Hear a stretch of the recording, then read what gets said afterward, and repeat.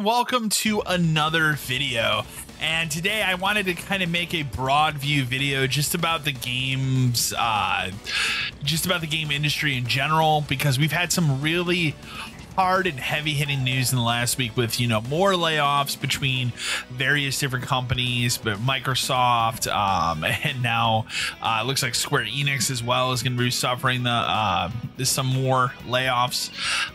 We've had this whole situation. Last week was like one of the most tumultuous weeks for video games and the video game industry in quite some time. Like 2024 has been a real shit show of a year for video games, just for the industry in general. But last week really fucking took the cake hard. So last week, at the tail end of the weekend, before into the weekend and beginning of last week, we had the whole situation with Helldivers and everything going on with that. And still at the time of recording this video, there are 170 plus countries that new players cannot buy Helldivers because of this situation. Like, that's fucking ridiculous. On the flip side of that, then we had like all that seemed like it was clearing up. We're like, okay, we can get back to, business as usual. And Microsoft decides to shut down 4 studios, 3 of which I'll argue you probably could have seen coming at some point, and one that is a real god honest surprise, man. Like, Tango Gameworks, and nobody had that on their 2024 bingo card, let's put it that way. And it still doesn't make sense. Like, to me and to pretty much everybody out there, it makes no sense why anyone would shutter that studio. And so as we see, the industry is just blowing up. Everything is going sideways with it, and I wanted to talk about it in more of a broad view term here than what I've been doing. And so this is going to cover Sony, this is going to cover Microsoft, this is just going to cover the industry in general, what's going on with it, why it's blowing up, why everything seems like shit right now, and if you're tired of it, what you on the other side of this video can do to maybe potentially fix some of the issues in the games industry. Obviously, I just went over the Sony thing. We had Microsoft shuttering 4 studios, that being Tango Gameworks, the developers of Redfall, Arcane Austin, Alpha Dog Studios, or Alpha Dog, I believe it's Alpha Dog Gaming, and they misrepresented the name of that in the email. And it's important to note, Matt Booty sent out an email announcing that these studios were going to close, which is really fucking shitty. And then one of the other teams in there was going to be rolled in to be a support developer for the Elder Scrolls Online, a 10-year-old MMO, which is, still kind of a slap to the face. The biggest thing people are pointing out, the 2 things, number one, Tango Gameworks does not make sense to close. This was Microsoft's only Japanese developer. This is a company that for the last 10, 15 plus years, they have been out on stage saying they are pushing and pushing and pushing since the 360 era to get more Japanese focused games on the Xbox. And so when you finally have a studio that's in Japan, it makes absolutely 0 sense to shut that studio down.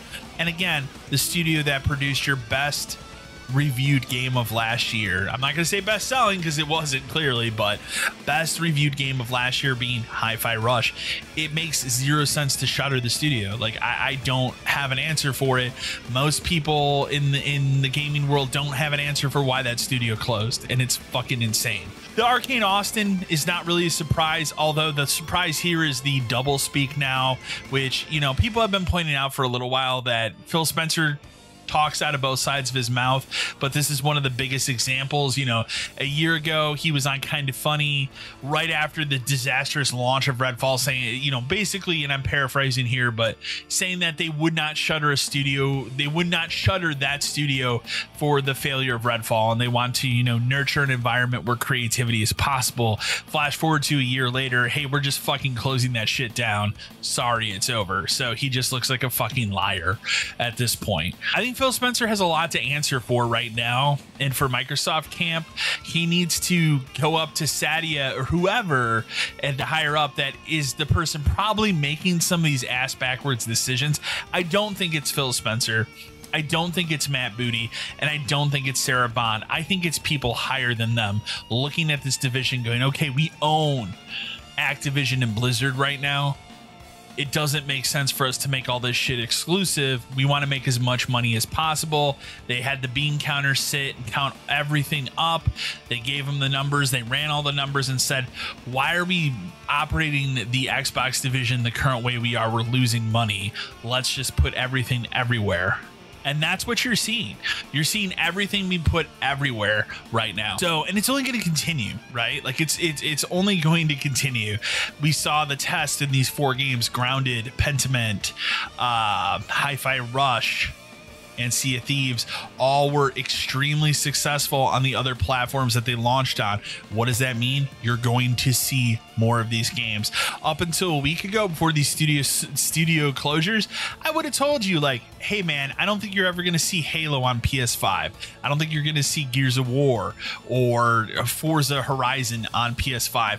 Now after that, anything is fucking possible. Like, they clearly, somebody is at the driver's wheel of Microsoft right now, the Xbox gaming division of it, and that person is no longer Phil Spencer. And I wouldn't be surprised if by the end of this year you start seeing some people leave and or retirements. Like, I could totally see Phil Spencer by the end of this year being like, you know what, I'm out. Take his money, whatever. I mean, I know he's a relatively young CEO, or he's not a CEO, but he's a relatively young higher up in that position than some of these other companies, but he could probably totally go retire if he wants to. He's paid a lot of money. Some of the other ones, like, they'll find jobs elsewhere, like Matt Booty, he'll find a job elsewhere. Sarah Bond, she'll find something else. I think you're going to see a lot of that. I think you're going to see a complete restructuring, as we clearly know now that the plan is to change Xbox into Microsoft Gaming.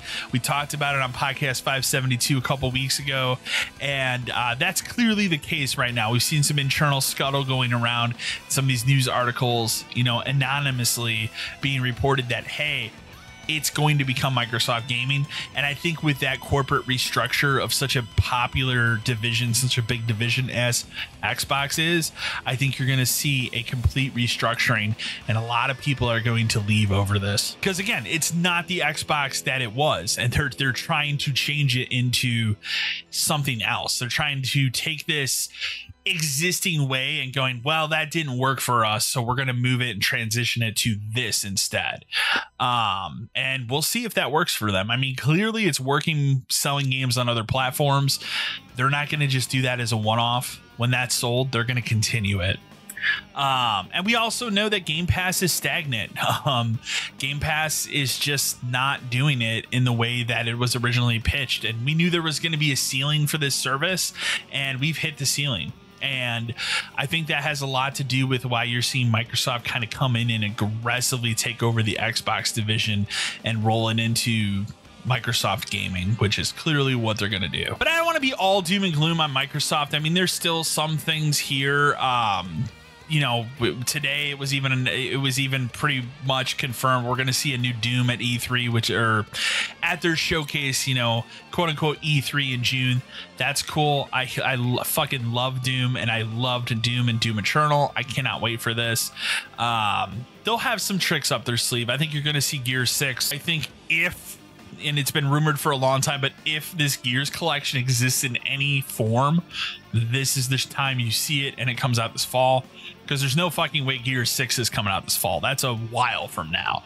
I'd say if they show off Gears of War, it's still at least 2 years away. That's my opinion. But, you know, they still have some tricks up their sleeve. I mean, there's still plenty more Fable they could show. Hopefully they de-uglified that main protagonist, because holy shit, she looks like she got hit with a bag of bricks or something. But anyways, I digress. That's Microsoft. Sony is in a weird situation right now as well, where they're clearly trying to tip their toes into PC gaming and putting their games on PC. So you know, we are being perpetually pushed forward into an industry, an ever-changing industry. It already is, but we're being pushed forward into an industry where there will not be exclusives anymore, probably except for Nintendo. Like, I don't think you're all of a sudden going to see Mario coming out on an Xbox or a PlayStation, because Nintendo can afford to not do that. Nintendo exists in its own vacuum. So I'm not I'm not even talking about Nintendo other than the fact that they pushed off the Switch 2 until probably next year. And that's fine. Like, they're Nintendo. They can do whatever the fuck they want. They know you'll buy it, so who cares? PlayStation, though, Sony, they have an uphill battle as well with all the PC stuff. Obviously, the Helldivers issue was a huge disaster for them. They reverted that within 24 hours, but they are clearly pushing that mandate for Ghost of Tsushima, which is their next PC port. It sounds like God of War Ragnarok is going to be the next PC port after that. Again, their PC ports have been incredibly successful. The only thing is they're a couple years behind when these games come out on console, and maybe that's the correct strategy for them. I don't know, because PC gamers, they'll wait. You know, clearly we see them waiting, and they're buying these ports when they come out because they do pretty well. But at the same time, you know, it's everything is so questionable in the games industry right now. There's no clear path forward, as there usually is. When it comes to Microsoft, I'll say this: at the beginning of the year, I made this statement on the podcast, and I made this statement on the channel that I made a decision at the beginning of 2024. I'm not buying physical media for the Xbox anymore, because clearly they're getting rid of that. Their next system will be a digital only system. We already know that. And so why am I buying discs for a system that I'm not going to be able to put them in, A, and B, most of the discs coming out today are just install discs. They don't actually have any data on them. It's more of like an unlock key so you can download the game from servers. So then it becomes, what's the point? Why am I purchasing that? So I made that decision collectively with the Xbox this year. I haven't bought a single Xbox disc this year. Anything I bought has been digital. But I'll be honest as well. Like, I've also kind of shifted to buying things on the PlayStation because I'm unsure of what their ecosystem is going to look like now in 5 years.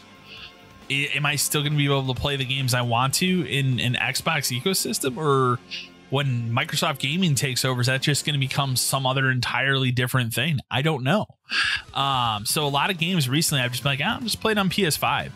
And it's sad because I really like the Xbox Series X. I think it's a wonderful, well-made machine. But again, it's a console generation where they've really fucking done nothing on their end. Like, they didn't launch with any exclusive games. They haven't really had a lot of exclusive games. We're, at the time of this recording, about a week and a half away, actually a week, from the release of Hellblade, Hellblade 2. And where is the marketing for that game? There's barely any marketing or any push for this game. And it makes me wonder, like, hey, is that studio, Ninja Theory, are they done when this game's out? Are they just going to become a Tango where they quietly shove this game out and go, fuck off, it's over? I don't know. That's whole one part of this big piece of the industry we're seeing where that's a problem. And then on the other side of the industry, you have things like Suicide Squad Kill the Justice League. One of the biggest, what they wanted it to be one of the biggest launches of the year is right now the biggest disaster story of the year. They lost $200 million on this game. And that brings two questions up. Number one, what's the future of Rocksteady? Because, hey man, do you really think a studio that tanked a game $200 million down the drain, do you really think they're going to survive? Do you really want to sit here and think that they're going to come back with another game? We've seen studios get let go and tanked for much, much less. I don't think Warner Brothers is going to keep Rocksteady around after the disaster that is this game. And then you have people that question, like, well, why did the game tank? Why did Suicide Squad fail? It failed for two reasons. Number one is a holdover live service game when they made all these decisions way back in 2016, 2017, right after the release of Arkham Knight, and they were getting ready because this game was not supposed to take until 2024 to come out. COVID fucked up the timeline. And, there's a variety of things. If you want to see a great video on the history of Suicide Squad, Kill the Justice League, go look up Matt McMuscle's recent video on it. It's a fantastic video that covers just about the entire history timeline of that game as is known today. So highly recommend that video. It's great video. Then On top of that, you know, we have the whole Gamergate 2 thing going on right now. Sweet Baby Inc. was heavily involved in not just DEI consulting for Suicide Squad. They had a lot of the writing responsibilities for this game. This is the second high-profile failure that Sweet Baby Incorporated has been heavily involved in, the first being Forspoken from a couple years ago. And if you don't believe me, go look at the clips from the podcast I put on the channel where Dan from Podcast 572 is currently playing a copy of Forspoken I bought for him to play because I was curious how fucking bad it is. If you want to know how terrible Forspoken is, please go watch those videos because it's trash. That game sucks. And I will never play it. So I can't imagine. I can totally see that Suicide Squad. I mean, look at how that game's presented. They fucked up the heroes. They took arguably the best hero in the game. I mean, I'm biased. It's Batman, but they gave him a shitty death in a game that's set in the Arkham universe. Kevin Conroy's final performance in this universe, and they fucking put a bullet in his head. It's disgraceful. So no wonder people didn't connect with this game. They didn't connect with the microtransactions. They didn't connect with the shit story. So it lost $200 million.